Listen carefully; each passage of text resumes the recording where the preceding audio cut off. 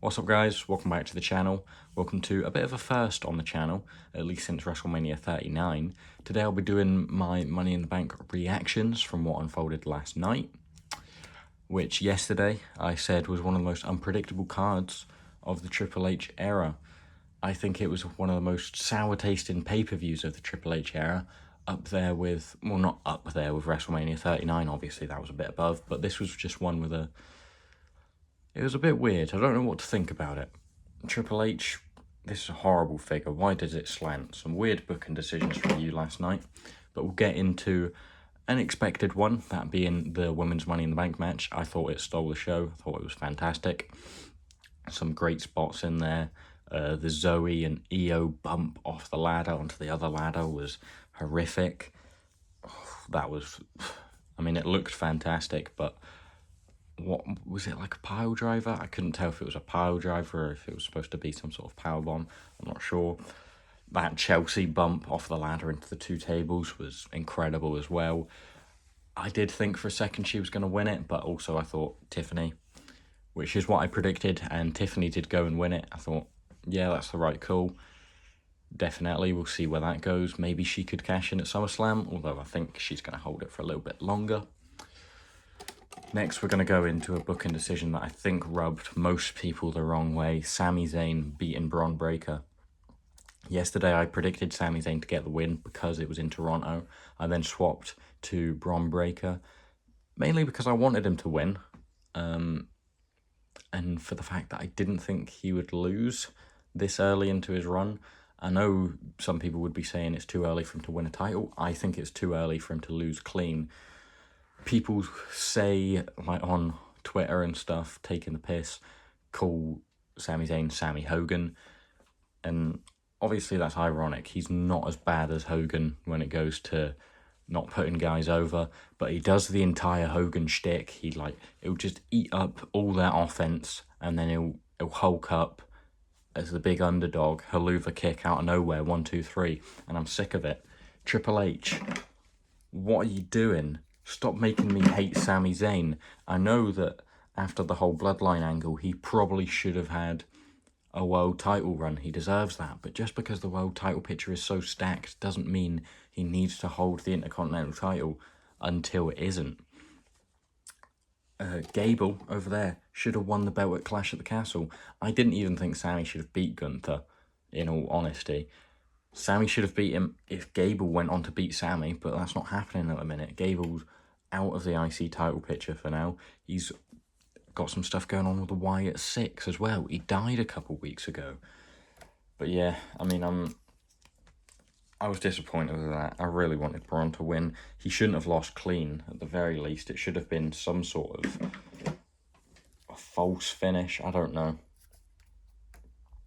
Or I thought when he got that knee injury, they were going to play on that at least a little bit, but they didn't. They made nothing of the knee injury. They just disregarded that completely, which I don't even know. I guess next we'll get into the men's Money in the Bank, because I think this was where it was in the show. Was it third in the show? I did say Andrade was just there to fill in the numbers, but he did that very well. I thought he was the best performer in the match. Andrade was fantastic. Obviously, some great spots in this one as well. And as I predicted again, but this was the one I switched from. I originally had Jey Uso, and then switched to Drew McIntyre winning the Money in the Bank briefcase, which was, fairly predictable. Maybe the right move. Obviously, as I said, LA Knight will go on to SummerSlam. Gable, I wanted Gable to win, but it's just not going to happen. Andrade's busy with the Speed title. Carmelo is great, but a bit too early for him, maybe. Jay, there's just not a reign for him, really. Well, there's a reign for no one, obviously. Drew wins the Money in the Bank briefcase. What is it? Literally the next match, Priest versus Rollins. Obviously, we had that botch with the kick out. I think Priest was supposed to kick out because surely production and Drew didn't miss the mark by like that far. I think Priest was just knocked out. I think Rollins caught him with the knee during the Falcon Arrow reversal. So he was just pretty much dazed and didn't kick out, which was a really weird one. Obviously, Rollins should be the champion right now, but that's not how it goes. Drew comes out, cashes in his title. It looks his Money in the Bank briefcase, and Punk interferes, which I saw it coming. A lot of people say that it should have happened in the Money in the Bank match. I sort of agree in some sense. I guess Drew didn't need to win the Money in the Bank if he was going to lose it the same night. But, you know, if it's Jay, he's just going to be a transitional champion for Gunther probably if he was to cash in now. But do we want another long cash in? Obviously, we've only had a vacant Money in the Bank for like 3 months since Priest cashed in at Mania. 3 months? Yeah, 3 months. So we just had a really long holder of the Money in the Bank. So if someone else holds it, obviously Cody's going to go on a really long run. He's probably holding it till Mania at least. When Gunther gets the title, he's probably going to hold it to Mania at least again. So the world champion isn't going to change, at least until Mania. It feels like we can't have 2 long Money in the Bank holders. We can't have a woman and a man hold it for a long time. Obviously, last year, Priest held it for ages, but Io cashed in the very next month. But it is a disappointing use because Drew doesn't get anything out of it. I guess it carries on his feud with the Money in the Bank briefcase as a whole. Obviously, it furthers the feud with him. Phil, what are you doing, Phil? Great call from Michael Cole. And it also brings Rollins back into the mix for a potential triple threat at SummerSlam. So the Money in the Bank, at least on the men's side this year, has basically been used just to reignite the spark between Rollins and Punk, and also to further the Punk and McIntyre feud, which I guess works because it's huge. Obviously, it is a huge feud because it means Rollins cannot challenge for the world title while Priest holds it, which does free him up, but to SummerSlam is what you're thinking, because Gunther's going to win the title at SummerSlam. Unless, I had a thought yesterday that Punk could cost Gunther the title just so Rollins can't challenge for it for even longer. And then just before the match, with Priest saying he wanted to do it alone, we got that "okay, boss" and the stare down from Balor, which I thought was great. That was building to something down the line. Maybe he costs him the title at SummerSlam. Does he need to? Gunther should just beat him clean, right? I don't know. But yeah, that's the world title picture for right now. Going into the main event, can you see all of those guys? We'll just drag them forward. Cody, Randy, KO, all just laid out. And there is obviously the most dominant man in professional wrestling, Mr. Owen 34, the Ula Falu wearer, as it is now. Solo Sikoa, the new head of the table, defeated KO, Randy, and Cody with the help of Tama Tonga, Tonga Loa, and Jacob Fatu. I did say the Bloodline would win this one. However, I did say that Jacob Fatu would interfere. I didn't realise that he was actually the third man in the match, not Tonga Loa, which it was the same sort of thing. That ref bump on Jason Sayers was a pretty great second ref bump. I didn't see that coming. But for it being the main event, I thought it was just a little bit lackluster. Obviously, Solo pins Cody, and we're going to do that at SummerSlam, but I thought we were going to get a return of some sort with it being the main event, but obviously they're going to save that for SummerSlam. And Jimmy getting into Canada is a bit of a difficult one. Same with Jacob. None of them can really get into Canada.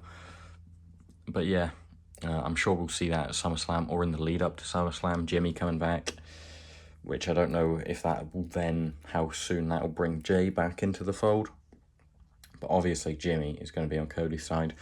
I would expect to see Roman return after SummerSlam with Paul. Whether we see Solo with a new wise man like Amando Estrada, like has been teased, or just thrown around on Twitter, because obviously he was the manager for Umaga back in the day. Whether we'll see that or not remains to be seen. I think that would be awesome, but I don't think he'd really stand a chance against Paul Heyman. Which brings us to the GOAT, John Cena. Obviously, this might have brought the pay-per-view down a little bit, because it's hard to be excited after John Cena announces his retirement.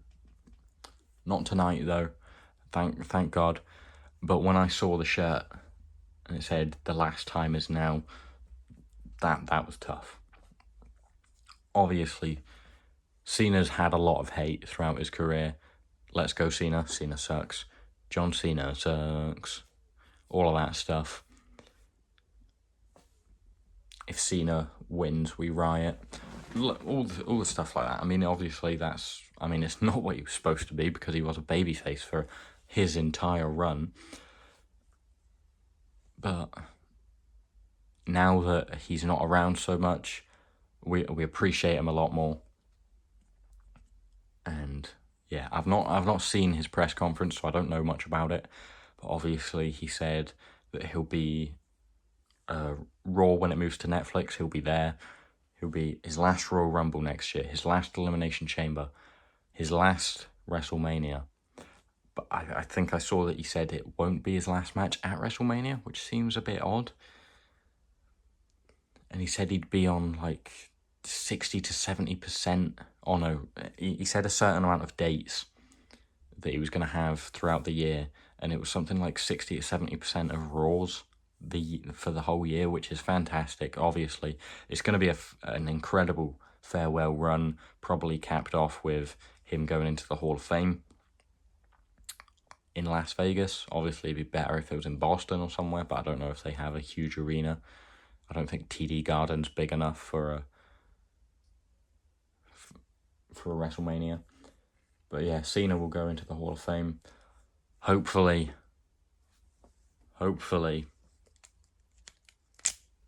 he'll get number 17. That's what I want to see. That's what everyone wants to see. John Cena breaking Ric Flair's record. Not only that, though. Where is he? I've lost it. Oh no, he's right here.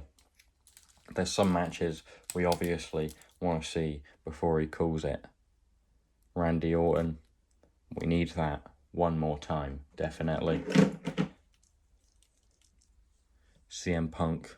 We need that one more time. Hell, Solo. We need that one more time. Cena. I don't care what he wants to do. Cena should not lose. He's not... Screw putting people over. This is the greatest of all time on his retirement tour. He should go out on top. He shouldn't get beat by Baron Corbin like Kurt Angle did. But yeah, that remains to be seen. Whether it's obviously what he decides to do. If he wants to put guys over, I'm sure he will. I would like to see him beat Austin Theory, or maybe team up with Austin Theory and sort of quash that and beat Grayson Waller. That'd be great. I don't know. I'm just theorizing now. Maybe I'll do a fantasy booking of John Cena's last run. If you'd like to see that, let me know in the comments. Let me know anything else you'd like to see on the channel, or just your reactions to Money in the Bank as a whole, where you think things are going, how you think things went last night. And yeah, that's all from me. Thanks for watching, guys. I'll see you next time.